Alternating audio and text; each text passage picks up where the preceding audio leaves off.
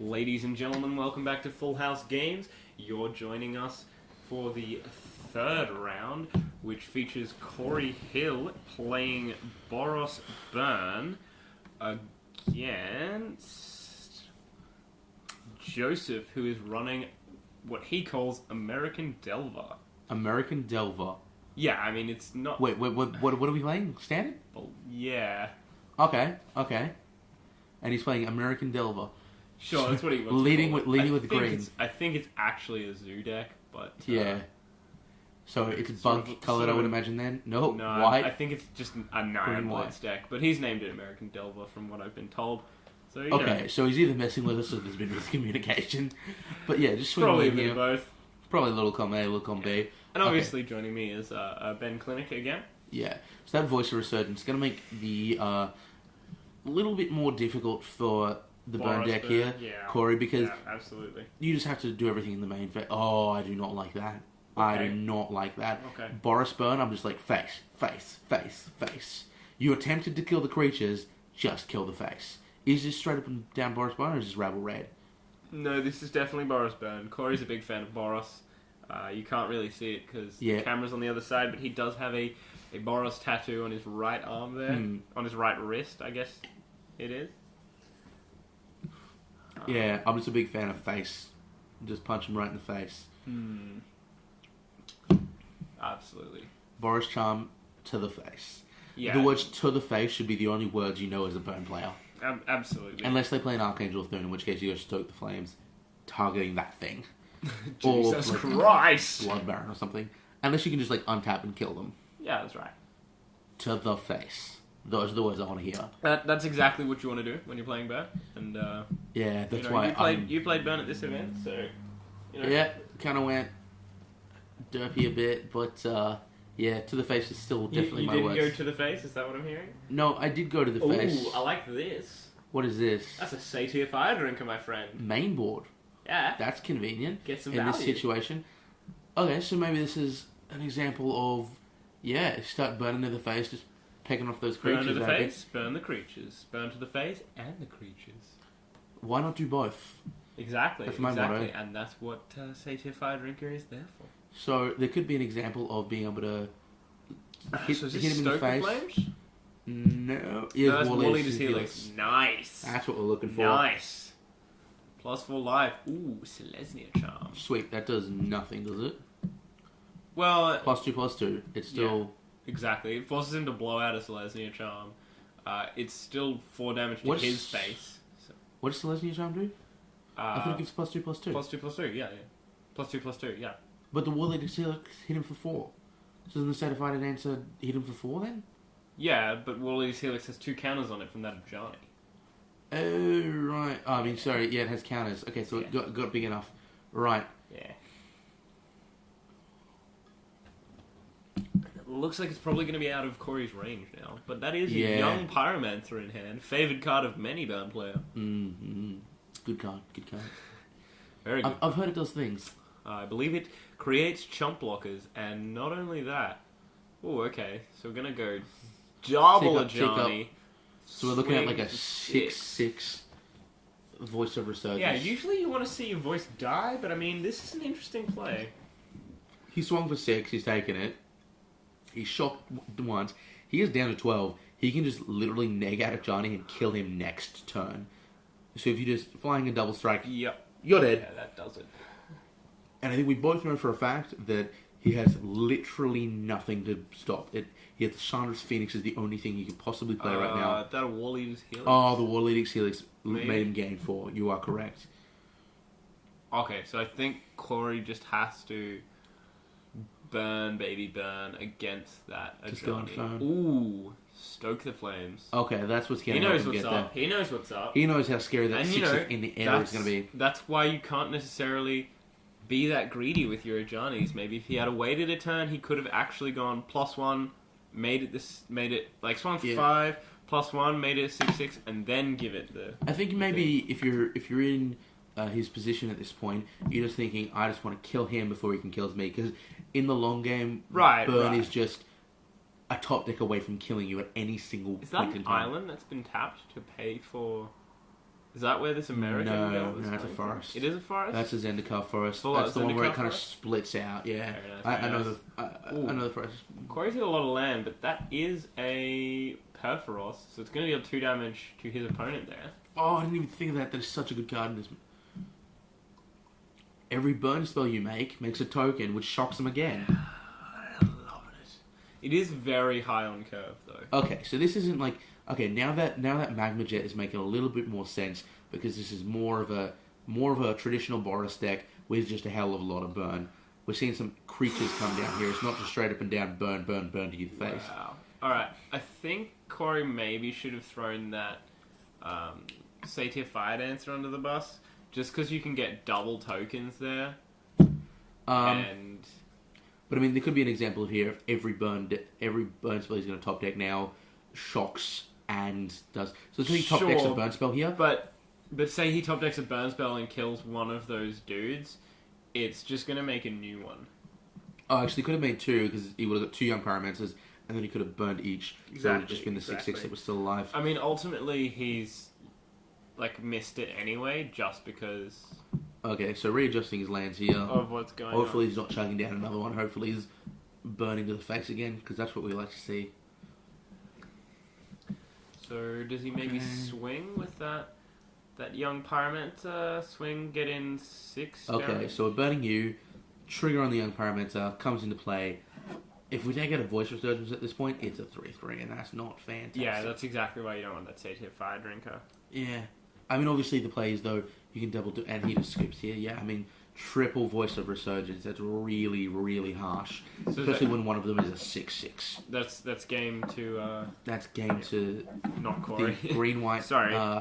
That would be Blitz player? game to Joseph. Joseph playing America Delver. American Delver, which is, I think, actually just That's a gotta Nihilblitz deck. That's got to be miscommunication right there. Yeah. Unless he's randomly... I think they were trolling us there. It's not blue or red coloured, it's not bug coloured, it hasn't got Delver. We were definitely getting trolled. Yeah. That's alright. I'll fix that in post. Alrighty then. Just you over the top saying Selesnya every time we say anything. Just cuts. So anyway, he's playing Selesnya. Yeah. Yeah. So we saw a lot of basic lands there, which is really evident of the sort of Selesnya deck. Green white aggro. Got a lot of good things at the moment. Voice of Resurgence, Luxon Smiter, Advent of the Worm, Experiment 1, just a lot of absolutely powerful creatures that you can't really deal with a lot of the time. They're just bigger than anything that can be burnt. That 4-mana 5/5 is not going to be burned out anytime soon. It's just too big. What are your sideboarding strategies going into this though? If you're on, let's say you're on the green-white side, what are you bringing in to maybe get a little bit of life gain or maybe try and beat down a little bit harder? I don't know if he's running any courses. Maybe you bring in some courses. Yeah, if you have those. It seems a bit slower. You just really want to be quick. Maybe that you know he's running Boros, so you bring in the Temple Hero, is it? Prop multicolored, and you know what would be nice here? Yeah. That 3-mana 2/2 that has protection from spells of, I can't remember which 2 colours. I believe one of them is red, and it has lifelink first strike. Oh yes, Yep. protection from Fiendslayer red and Paladin. black. Fiendslayer Paladin. Yep. First strike. It's actually not protection from red and black. It cannot be targeted by red or black spells. Exactly. And it has first strike and lifelink. But in this matchup, it's going to block anything that he has and kill it without dying itself. Absolutely. That being said, Corey has that Satyr Fire Drinker, which can just kill it. Is it spells and abilities, or is it spells? Because that changes it for Porphyros. As far as I'm aware, it's spells. Okay, so then maybe Porphyros could actually target it. But look, Porphyros deals 2 damage to each opponent. Oh, it's just opponent? Yeah. Okay. Sweet. So, look, either way, if you've got it, it's definitely a good card for this matchup. Absolutely. And I believe he might. It's the old Jedi is Fiendslayer Paladin, the very first Jedi ever printed in Magic the Gathering. Cannot be targeted. Fiendslayer Paladin can't be the target of black or red spells your opponents control. Okay. So you can still get that trigger off from Fire Drinker Satyr, and you can still bolt it by punching him in the face. So it's not going to be fantastic at 3 mana, you're probably looking at something better like that. If you've got Archangel of Thune or something, then that's definitely... Archangel of Thune, definitely. Or that one drop that whenever your opponent casts a multicolored spell, gain a life. Yep, that could be... Corey is playing... Soldier of the Boros Pantheon. Burn. That's what I was looking for. Corey is playing Boros Burn, which means there's at least 4 cards that feature 2 colours. Yep, Boros Charm, Warriors, Helix. So that's 8 spells right there that would trigger that. Yep, it's a bit of life game, but it's also you probably a 2-1. find he's got Soldier of the Pantheon in main already, and we just didn't see one. But he might have extra in the sideboard or something that he could bring in. But that's really what we're looking for. Yeah. But yeah, look, incidental life gain is enough to sort of get you there. I remember, I believe it was GP Tokyo. It was a Japanese GP. The players who came first and third were playing Mono Black Devotion, and they had 4 Staff of the Death Magus in their sideboards, 3 or 4. And it was because they believed they were going to see a lot of Red White Burn. And the cards themselves only gained like 5, 6, 7 life over the course of game, but that was enough to get them out of range. Like, you just really need to get that first couple of life to build them out, and then every turn you play a land, you cast a spell that's 2 damage. That means their top deck, Lightning Strike only does 1 damage now, and that really slows down the clock and allows Mono Black to start taking over the game. Absolutely, and especially if you have, say, that Devour Flesh as well. When they skull crack you, you can just in response Devour Flesh, sack your dude, gain life equal to its toughness.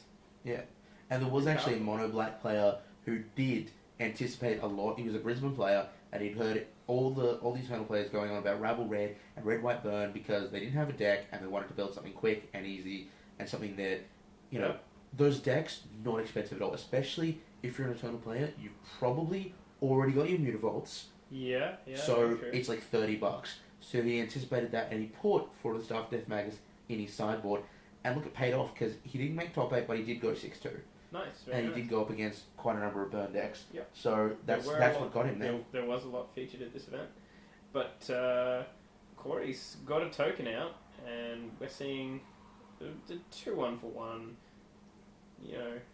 Is it an elf? It has some additional effect, which is largely irrelevant. We're talking about the Empowerment here? No. The Experiment one. That's not an Experiment one. Is that not an Experiment? I thought it was the Experiment one. It's a promo. No, it's a new elf from M15, which if you control a plains is a 2-2.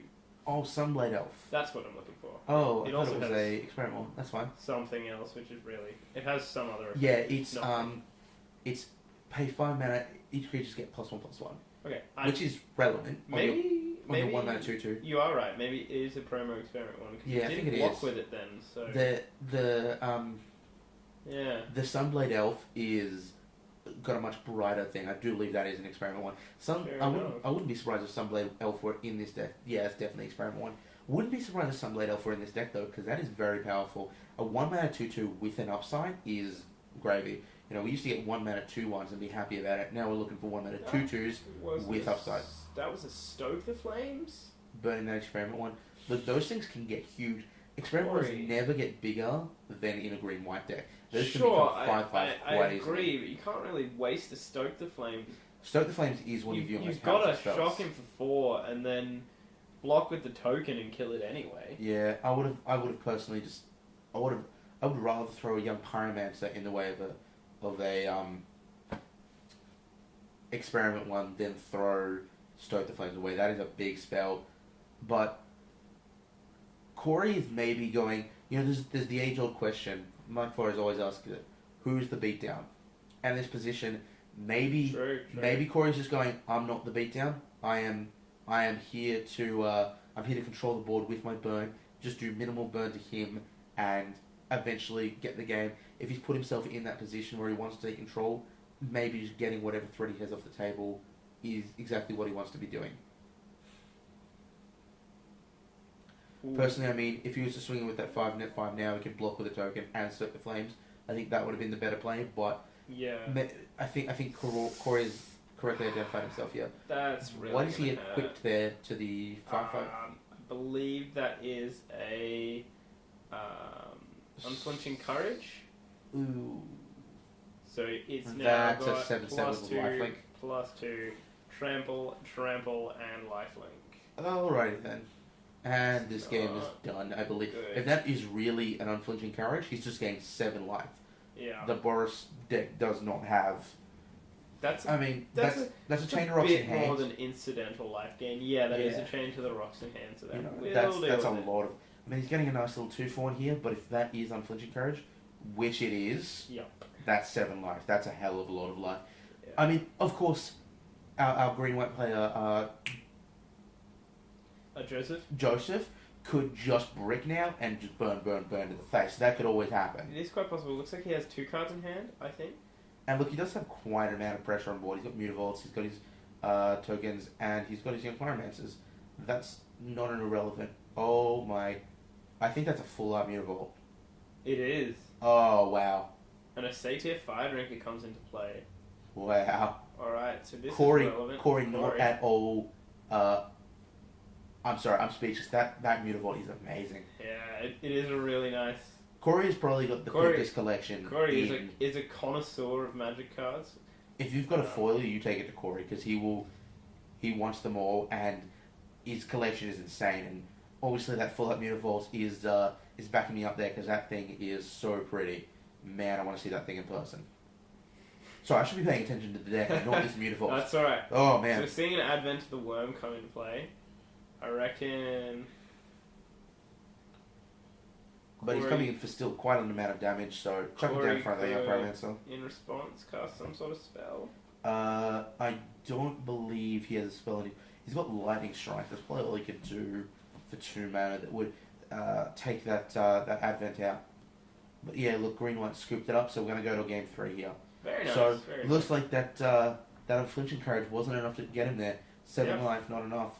And I think Corey's decision to go with this more Boros base deck, like actual just traditional, it's still a burn deck, but it's got a higher creature density than I believe a lot of the other burn decks have got, has appeared to have helped him out here. He's got a lot more recurring damage as opposed to simple just one-offs bolt you. Right. Well, Young Pyromancer is often a featured card in Boros Burn, as is Mutavaults. But just things like the Perforos and stuff like that, which gave you the extra and the life. Fire Drinker and the Fire Drinker's main board. Yeah, that seems really good. I mean, something that I don't know if we'll get to see, but could be an absolute blowout for his opponent here, is like voice token. Voice token, and in response. And with a Fire Drinker Satyr in play, and Corey goes, alright, I'm going to deal 2 damage to the voice token. Yep. So just kind of chain it, like we said earlier, to kind of... No, you're going to have to... No, sorry. I've got to think of this play. I believe it's, Searing Blood, the voice... Oh, deal you 3, yeah. Deals, like, the when it dies trigger goes on the stack.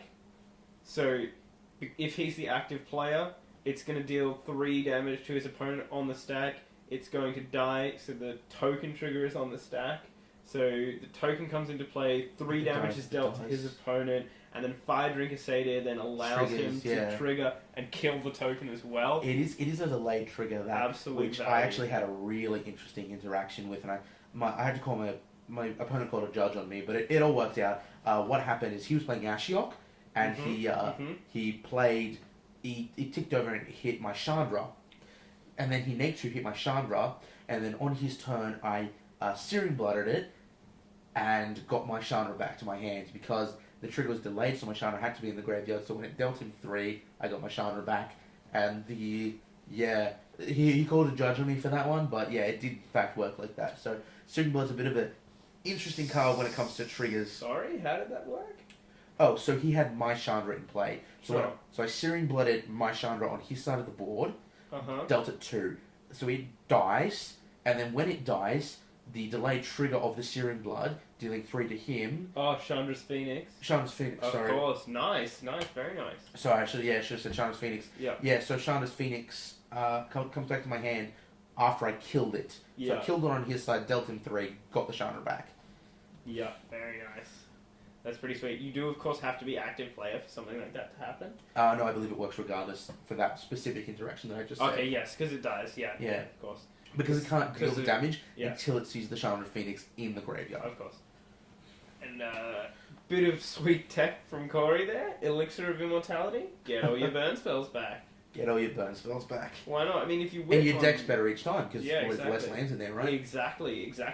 Which is pretty much how a burn player wants to play it. All mana in play and just gas. Yeah. Just every card in your top of your deck is a lightning bolt or a Boros Charm. Yeah, that's what we want to see. That young Pyromancer should get some sweet value out of this. Oh, yeah. And Corey probably especially excited by him having to take a shock there and now whiffing on lands with the mana confluence in play. Mana confluence that looks really fun. good for a burn player. Interesting. I had someone shock Thoughtseize myself. He was on the play, and I just revealed all my cards, and he teared up a little bit. Shock Thoughtseize against the burn deck on the play is just like, I regret my decisions. I have a really hard time bringing myself to actually shock Thoughtseize. Shock into a Thoughtseize. Shock into a Duress, maybe. Yeah, I've shocked into a Duress. Shock Thoughtseize in standard with so much red out there at the moment is just really risky. Like, you really have to know what your opponent's on to do something like that. And he whiffs on lands again from what we can see. And Corey just magma jetting to set himself up even further. Nice. So we know that Corey's going to see some nice draws in the future, and he's got that Elixir of Immortality out, so his life total's under no threat. And every time even if he draws something relevant, it's going to cost him more life. Yeah. And his opponent, has whiffed on land. Oh, is that a second mana confluence? That's not the land you want to see. That is not the land you want to see. Takes 2. Banishing Light takes 2 damage just to get rid of a young Pyromancer. If you're sitting in Corey's position, you're like, wow. Okay, sweet, who cares? Like, your young Pyromancer was just a shock. It's done its job. Yeah, exactly. In fact, did it get in for 2? I believe it did. No, it just came to play that turn. Okay, still. I mean, young Pyromancer just did something, which is more than Banishing Light did. Take 2 to get there's the another 2 just to cast Loxodon Smiter. Boros Charm his face. Charm you. This game is looking wrapped up. Just, that hurts. What can you do to come back from this? Well, you can scoop and go to your next match. Because any spell you draw, you have to take 2 for. Like, that's just so gross. Hold on. Is he running Urborg? That's what I'd play. Yeah, interesting interaction. Because Urborg makes it a swamp, it does, of course, gain the ability tap to add 1 black to your mana pool, which does not have the cost requirement of paying 1 life. Yeah. And I think that might be relevant later on. But, Unflinching Courage. On the 6/6. He took 1 life for that. So that's going to pay back all his mana confluence right there. Yeah, but I'm wondering how close to death he actually is here. Can he just go end of turn, you're dead? Lightning Strike from Corey. Corey really needs to draw a Skullcrack here. That'd be fantastic. If he draws Skullcrack, it's just busted. Skullcrack's he's a Boros Charm in hand. Yeah, I don't know what his life total is right now, but it is severely lower by what I'm looking at in Corey's hand right now. Yeah, unfortunately, Corey has whiffed on a 4th land, so he can't cast that. He can't cast 2 spells this turn. Yeah. Unfortunately. If he's got a Skullcrack, really needs a Skullcrack. If he's got the Skullcrack, I think this is Corey's game. But that Unflinching Courage could be the linchpin for this turnaround. Yeah, 6 life. It's an awful lot of life. Okay, Voice of Resurgence. That hurts. I think you still just hold him with the Skullcrack if you have enough to make lethal the turn after, especially. I think you just cast Skullcrack in response so he doesn't get the token. Like, he'll swing anyway. Yeah, he'll swing anyway, you're right. So, you might as well. But look, it's a dangerous place to be in. And you've got to really be tossing up your options as Corey here. We don't even know he has Skullcrack, we're just looking at Boros Charm here. Depending on life totals, maybe you just Boros Charm to make it only worth 2 and then hope you draw a land and riffle off. In response, Boros Charm. We do not want to see him just getting a life randomly. We don't want to turn our Boros Charm into it. Yeah. Unfortunately, that does give him a token, but oh my. Oh no, okay, so in response, he's going to Elixir of Immortality. Okay.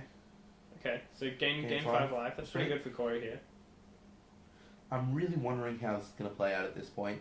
Alright, so hi, if you're still with us, there was a bit of a problem in the end of the recording there with... I wasn't sure if with that was a Corey's session stream. or that was the actual shuffling in of Yeah. the Elixir. I'm not sure if he's activated Elixir. I believe he's activated Elixir there, but my understanding is, from having a chat to Corey, is unfortunately he whiffed on that fourth land there and sort of went down to the +2/+2 lifelink trample, unflinching courage. That's a really bad card for a burn deck to see. Yeah. Unflinching Courage it's a pretty phenomenal card in and of itself. Against something that's trying to deal direct damage, it just becomes a house.